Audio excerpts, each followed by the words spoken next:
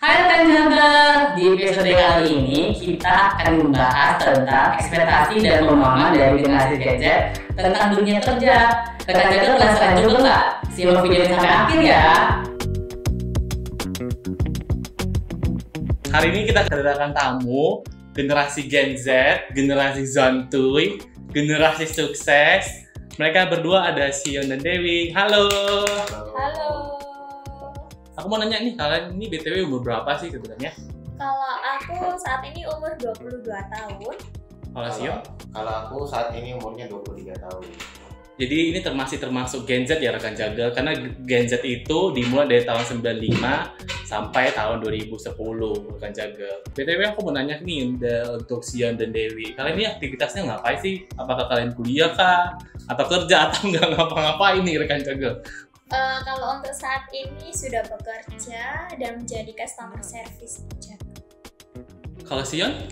Oke, kalau aku sama dengan Dewi saat ini bekerja di Jagal, aku bekerja sebagai developer. Kalian ini udah bekerja berapa lama sih sebenarnya? Kalau dari aku 2-3 tahun sih. 2-3 tahun ya. Iya. Kalau Sion?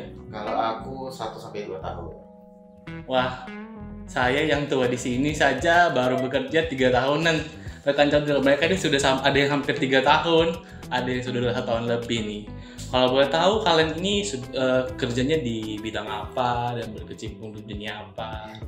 Kalau untuk saat ini menjadi tim customer service, jadi membantu pengguna yang mengalami kendala atau kesulitan saat menggunakan aplikasi Jagal maupun aplikasi buatan. Oh, customer service. Iya. Dijaga ya. Iya. Kalian Kalau aku di sini sebagai developer, tugasnya untuk mengembangkan Jagal untuk semakin growing up dari sisi aplikasi. jadi mereka ini dua-duanya sangat bertolak belakang ya, rekan jaga. Ada yang sebagai service, ada yang sebagai IT. Ini kita back ke masa lalu, waktu di pertama kalian itu baru pertama kali mulai kerja. Aku mau nanya, kan sebagai Gen Z, biasanya Gen Z itu mentalnya sangat cupu ya kalau kata orang-orang. Nah, aku mau nanya nih, gimana sih perasaan kalian waktu pertama kali kerja gitu? Apa yang kalian rasakan gitu? Kalau waktu pertama kali Kerja? itu di Jagal ini lumayan susah, tapi dengan seiring berjalannya waktu itu mudah dengan sendirinya sih. Apalagi tim dari Jagal ini baik-baik. Baik-baik, beneran baik atau Baik karena dong. di shoot ya untuk jaga jadi dibilang baik-baik ya? Harus baik. Kalau dari Sion gimana? Oke, kalau menurut aku perbedaan setelah bekerja kayak gitu ya adalah tentang tantangan kayak gitu. Kalau misalnya waktu kita kuliah, kita mengerjakan tugas itu semaunya gue gitu ya. Jadi kita istilahnya bertanggung jawab dengan apa yang kita punya seorang diri. Tetapi kalau pada waktu kita bekerja adalah challenge yang memang harus kita selesaikan dan memang harus tepat waktu kayak gitu ya. Jadi lebih ke arah tanggung jawabnya sih yang dipercayakan itu jauh lebih berasa pada waktu bekerja. Kalian pernah nggak sih waktu awal bekerja itu ada nangis-nangis gitu atau kayak stres banget? Soalnya ya kalau aku ya waktu pertama kali kerja itu aku nangis gitu. 3 bulan awal itu aku nangis karena ya kebetulan saat itu atasanku tuh galak banget. Kan nangis gak sih? Kalau kerja di luar selain Jagal pernah menangis, tapi kalau di aplikasi Jagal ini nggak pernah nangis sih. Paling nangisnya cuma sama pengguna. Boleh cerita dong itu nangisnya itu kenapa saat itu? Waktu itu pernah kayak server down, dan itu bapak itu telepon terus, tapi sambil marah-marah. Dan itu kalau orang timur itu kan biasanya dengan suara Intonasi yang yang tinggi gitu. Itu jadi kayak nggak pernah dimarahi, langsung dimarahi. Wah, itu Berarti kamu nangisnya gara-gara customer gitu ya? iya, Berarti dari lingkungan kerjanya, dari atasannya nggak ada gitu? nggak ada sih. Kalau Sion pernah nggak nangis waktu awal-awal kerja? Tidak pernah. Tidak pernah? Betul Wow, sekali. tidak pernah? Sama Betul. sekali tidak pernah? Tidak. Oh iya, sayang sekali ternyata aku yang pernah nangis nih rekan jagal. Jadi kalau aku itu dulu, kan aku tuh pertama kali kerjanya itu waktu fresh grad itu di manufaktur ya. Dan rekan jaga juga tahu kan manufaktur itu mempunyai tekanan kerja yang sangat tinggi. Aku tuh nangis. Nangisnya itu kayak bukan di depannya langsung, tapi kayak di toilet. Dan saat itu kan juga ada, tahu nggak sih yang waktu zamannya corona. Jadi aku nangis, terisak-isak, aku dikira COVID dong. Aku hampir dikeluarkan dari kantor karena COVID. Nah, terus aku nih mau nanya nih, kan aku ada sedikit riset ala-ala lah. Katanya kalau menurut milenial, menurut yang lebih tua, katanya kalau pindah-pindah kerja itu merupakan red flag. Tapi kalau bagi Gen Z, pindah-pindah kerja itu hal yang wajar, karena kan tahu sendiri kan jaga Gen Z itu mengutamakan mental health. Menurut kalian sebagai Gen Z nih, aku mau konfirmasi, itu gimana menurut pendapat kalian? Aku mau dari Sion dulu deh. Kalau menurut aku bisa iya dan bisa enggak. Iyanya adalah balik lagi tadi ada disinggung tentang mental health ya, bahwa lingkungan pekerjaan yang bisa kita amati saat ini toksik kayak gitu ya. Jadi di part itu aku setuju, tapi ada part untuk tidaknya. Part untuk tidaknya itu bicara tentang tergantung seberapa lama kita bekerja. Kan nggak mungkin ya kita mau dicap sebagai kutu loncat kayak gitu. Kalau persentase kamu dengan pendapat itu berapa persen setuju? Ya 50-50. Oh 50-50, oke. Kita ke Gen Z yang perempuan nih. Gimana pendapat kamu tentang pernyataan itu nih, Dewi? Kalau aku sih setuju sih ya, karena sebelumnya itu pernah mengalami. Jadi untuk lingkungan kerja itu kayak gak nyaman gitu. Jadi kayak ngefek ke kerjaan yang selesaikan gitu sih. Jadi intinya kalian itu sebenarnya kalau pindah lompat-lompat kerja itu sebenarnya nggak apa-apa ya? Sebenarnya. Apa-apa. Demi Sambil mental mencari lingkungan yang sesuai sama keinginan kita. Jujur aku agak berbeda dengan mereka berdua. Kalau menurutku lompat-lompat pindah-pindah kerja dalam waktu yang singkat itu menurutku red flag sih. Karena dulu waktu aku pertama kali kerja itu kayak mikirnya, oke, aku harus bertahan di perusahaan ini minimal 3 tahun. Karena menurutku CV yang bagus itu adalah kamu tuh dalam satu perusahaan itu ya minimal 2 tahun, 1 tahun, nggak peduli mau seberapa tekanan kerjanya nih. Ini unik sih, kenapa? Ternyata memang benar ya rekan jaga kalau Gen Z itu sangat mementingkan mental health. Tidak seperti saya, yang penting kita bekerja dan duit, tidak peduli mental health. Nah, aku mau nanya selanjutnya nih tentang kalian ini lebih memilih bekerja sesuai dengan cita-cita atau bekerja ya sudah ngalir aja sesuai dengan realita kehidupan apa yang terjadi. Kalau aku bekerja cita-cita yang sesuai dengan realita. Ini maksudnya gimana, agak ambigu nih. Kayak kerja serius tapi santai. Jadi kita Waduh, Gen Z banget ya. Jadi kita dapat tekanan dari atasan tapi masih tetap bisa bertahan gitu. Iya. By the way, kamu kerjanya sekarang berarti sesuai dengan cita-cita kamu berarti ya? Iya.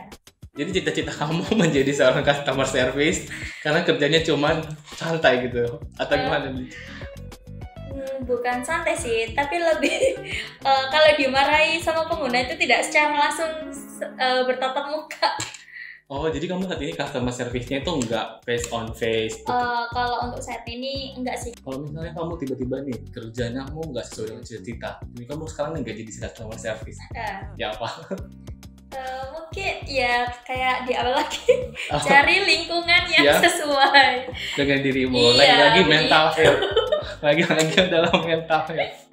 Kalau Sion gimana pendapat kamu? Kalau aku pilih bekerja sesuai dengan cita-cita, karena dengan kita memilih cita-cita pada waktu memilih jurusan gitu ya, pada waktu kuliah ya, otomatis ada hal-hal yang membuat aku sendiri terpacu kayak gitu ya. Karena dengan cita-cita itu bisa aku bilang itu adalah hal yang kita senangi. Jadi dengan kita kerja sesuai dengan cita-cita itu nggak mungkin lah kita istilahnya bakal capek secara mental gitu.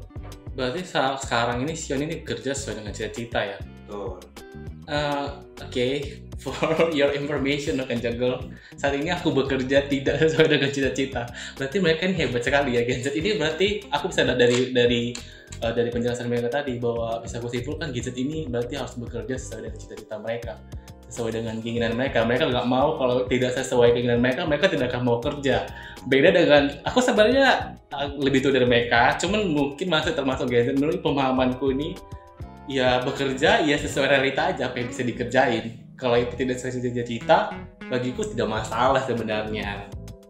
Terus aku nih terakhir mau nanya nih, ini terakhir ya. Iya. Biasanya kan Gen Z itu terkenal pengen buka usaha sendiri.